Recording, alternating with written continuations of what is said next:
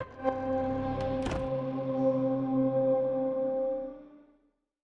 I'm Romain. I'm the head of the studio, basically Amplitude, and as well as a creative director for the studio. So one of the questions I have for you is, what did your team learn from Endless Legend that you took and put into Humankind? So basically, it's nearly the other way around, because we always had Humankind in mind from creating Amplitude. It's something like we really wanted to do, and there were a few systems already that we had in mind, but we felt like going right away with a full historical game that would go on for 6,000 years was a bit too soon for the small studio we were. So we wanted to try things out on a fresh environment, expanding our endless universe, and that's how we first started with Endless Legend. And I think this kind of the core elements that we wanted to play with. It's quite a bit, and of course you will find them back in Humankind. But on some of the main ones, first was to have a system that would work both for tactical and strategy, so tactical battles and strategy, and to have the planet at the center of all that. And that's how we went, with this whole system with heights and having the battles happening at the same place as where you play the economy of the game. So it gave I think a feeling of a continuity, and at the same time there's with that we also wanted to try to tackle an issue that we often had when playing 4Xs, was to sometimes having to handle too many PCs, and having to move like little units all over the place, and by having something where we could regroup all of that in armies and yet having the battles happening on the same map, and not often what you see in these kind of army-based systems on another instance of the game. For example, like if you play in Total War, you have your economy, and then when you have a battle, you load a full map basically for the battle way. It's a different point of view, so it's kind of two systems. We wanted to have one system working at the same time. Obviously, there's been a lot of comparisons to different games like Civilization, but what does Humankind do differently when compared to other games like that? So in a way, your first questions led to that already. The way we look at the world, the way we look at that continuity, between the tactics and strategy, having the terrain at the center of everything, is definitely a key element, being an army-based system. But there's one element, which is definitely very new from Legend, and new to other games like Civilization or others, is how we look at history. And I think at the core of all that is, two different visions on history. We could probably say, they are both Occidental, visions of history, and whatever we do, we try as much as we can to try to be as neutral as we we can possibly be. But at the same time, we are a bit influenced.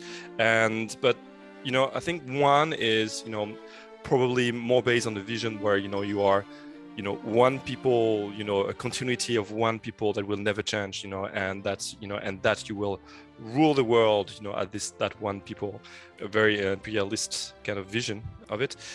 I think the vision that we have, it's a different vision of history. We believe that every people, or most, nations today are definitely the fruits of, all kind of the mix that happened, over time through invasions or through, meeting unions, sometimes, through weddings, countries would integrate another country. So you have a lot of different ways for that. Sometimes it's been, heavy migrations, like, the fall of Roman Empire, and then, of course, wars around that, invasions.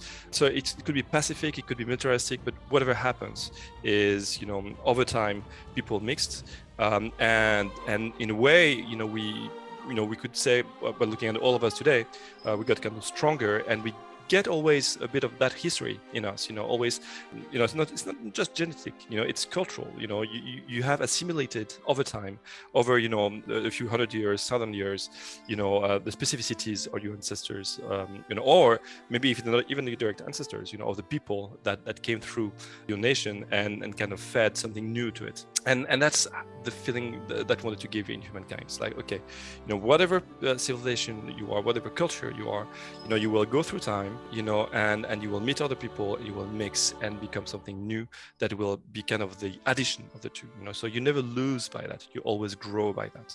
And like, what are some of the challenges when making a game with so many management systems and resources, and what goes into balancing all of that? Because there are quite literally millions of different options and bonuses and synergies you can have in your game. I think there's one thing that you have to accept when you do something like that is when your game, ships, you cannot say it's fully balanced. It is in a state where you're happy of the balance, but it's not perfectly balanced. You have 1 million combinations. So the idea is like, let's, with the community, with all the players will have, find the best combinations and try to see how we can improve the balance through time. It's a game that never stops living.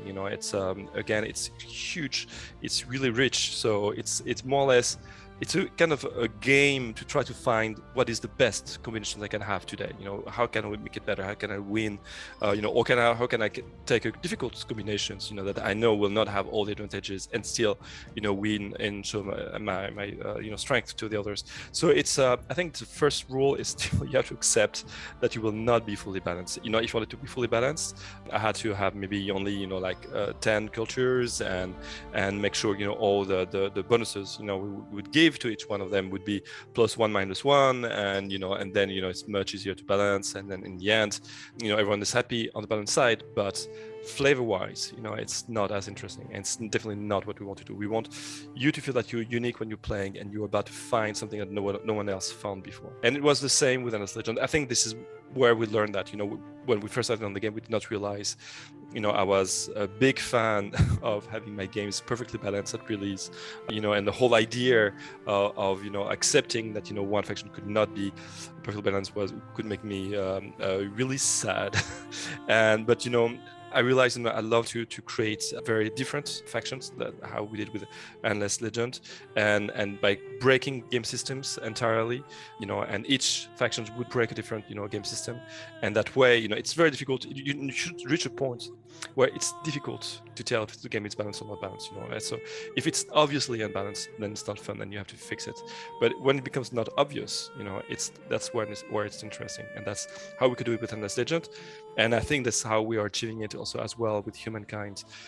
And to add to that, we've been testing the game with players a lot during development. It's with such a game, you cannot wait to ship the game to say, well, let's see, if it works. Obviously it will not work if you do it that way. So it's at least, there's been a year of open devs, and before that even, we have nearly another year of testing with our core community. Like, what's the process like? For example, I know your community is very vocal about how they think religion and influence are really easy to snowball in your game. How do you go about implementing a change in that so it doesn't completely wreck all their games in the middle of a playthrough? Well, obviously, if you patch the game in the middle of the playthrough, it could definitely change, the balance of someone. So if you want to make sure, definitely do not, update. Some elements will be updated.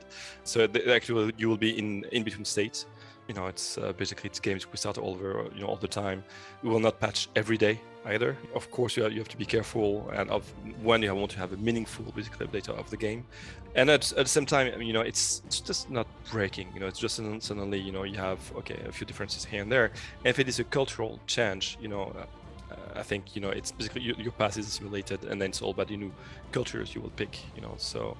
And then, well, it's always to have a little surprise. Basically, if you had a little update on the way, so I hope it will be pleasant surprise. Normally, the idea is to make the game better as you keep adding to it. So it's not to try to break everyone's immersion. So. Can you give us more detail about how the contemporary era will play out? There's quite a few things. First of all, you have an acceleration on the militaristic side, right? So, for a few centuries, people have been fighting nearly all the same way, so up until kind of the 15th, 16th century, you had like blades for thousands of years, and then you have the gunpowder that arrived. Even that can in a way kind of stabilized, and then we have basically the arrival of mechanics, so like first planes, first tanks, you have the elements, and with the Industrial Revolution, the ability to produce a lot of them. So that is already a feeling we want to give the player, so they could see an acceleration of all that, more of all that, more powerful, in how you feel. So you always want to be the first one to reach these elements. And then there are some important elements. Of course, travel becomes faster, the planet becomes smaller in a way, and as you know, you go on that race for armaments, with more industries, you may start polluting your planet, which is a new element that will arrive on the late game. And it's always a feeling of, okay, if we reach a certain point, we will all lose. If I go full armament, maybe I will kill everyone else before we will lose. So you have all these decisions of to do, okay, will be about me, and trying to win before the planet is destroyed. So eliminating everyone else, or is it trying to be wise and maybe seeing I will not win, try to of course be careful with the acceleration. So it's always, I think it's a very interesting gameplay, because it's all about me or all of us. And it is very much, also I think it's a good thinking about what's happening around us as well. So it's again, the game lets you play the way you want. If you want to be evil, if you want to destroy the planet, you can do it. But I think you have some good thinking around it as well. When you get out of the game, I hope it can make you think about it, about the real gameplay around us. So. The next thing I want to talk about are your map types and scripts. Can you talk about this a little bit? Are they all fixed? Can we control the map layout? Is there a map editor? I do know you support modding. So basically you have map editor that you will have at release that can let you create all the maps. So it's always interesting to see that the first map that players will want to do is Earth. So it's you create all these crazy world generators, to create this incredible planets, and then they just want to have Earth. But it is a historical game, which is in a way it's normal, right? So, and then of course that basically should allow you to do that, or any other systems you want. We have also some mod tools that will allow you to create your own mods that will come around release. Maybe I don't know if, how complete it will be, because it's based on the internal tools we had. And then of course on the generator, it's huge. You can have cyclic map, flat maps. You can basically do everything you want. You have crazy altitudes, just all land. It's everything you want to have basically on the generator side. It's up to you. And if you want to have smaller maps to play with your friends, multiplayer, you can do that as well. If you want to have just huge maps just for immersion and go crazy on that, you can do that as well. So speaking to that point, can you talk about modding and how you plan to support it when your game is publicly released? Yes. So the idea of modding will arrive through. We have a few different elements with it. So first of all, on our previous games, we had to learn the hard way. I believe that just through scripting will be enough, for the players, because when you're motivated, you can go through scripts. But like just to create one, unit, for example, in Endless Legend, you had to, I think, hack like 20 files just for one unit in the game. It was just extremely complicated. So what we'd say to do already for our designers was to have a much better tool, much more visual to gain time on that. And it's through based on these tools that we wanted to kind of share something to the community. So it's what you have to do basically to have Unity. Like student edition, free edition of Unity is enough, and just install an environment of the game, and with that you can mod the gameplays that you have in the game, create your own version of it, then publish it directly from that environment, and then you have access to it in the game, while everyone else has access to it in the game. So it is a lot easier than our previous systems, and I'm definitely excited by that. Can you talk about the multiplayer aspect of your game and how you'll support that and how you'll continue to support it post-launch in your game? The way that they are designed, at first, they are designed with multiplayer in mind. So we always design the game as a multiplayer game. It's why, when the way, our turn system works, it's always simultaneous turns. So the AI sometimes plays while you play. So, you could be looking around, suddenly you see the AI moving around you, just like, what's happening?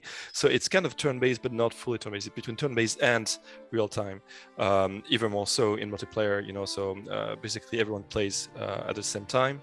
So the turns are extremely efficient, and in a way you can say there's a bit of real time, right? Because sometimes like if you move first, you can reach the heights before battle, so you have to rush to try to make sure you're the first one to get there. The other one knows that maybe they will try to play before you to try to cut off your road, which creates very interesting gameplay situations. So anyway, so the way we think the game is multiplayer, because we love playing for X, personally on the Sundays, with friends, like spend like 3-4 hours just chatting while playing and having a blast. Basically, it's amazing. Not very aggressive in these games usually. It's more about making the best economy and hoping for your friends not to betray you and attack you somewhere, destroying your little treasure. But basically, so yes, that's the way it is. You can play up to 10 players, and yeah, that's basically it.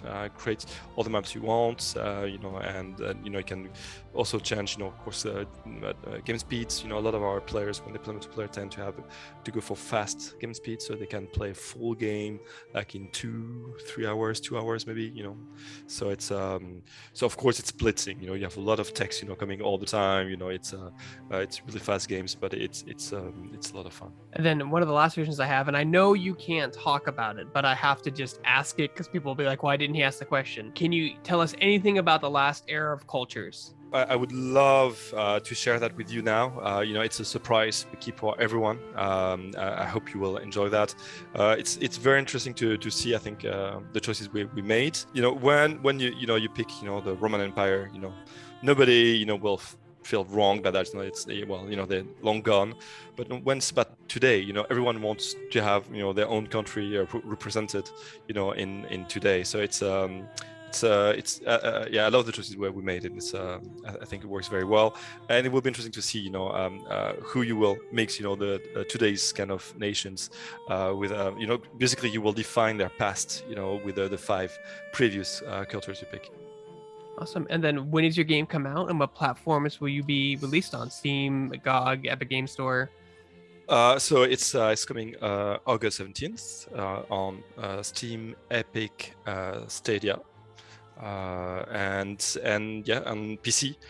Mac is coming just right after, around the corner. We had to slightly push it, from the release, just to make sure we had the PC right.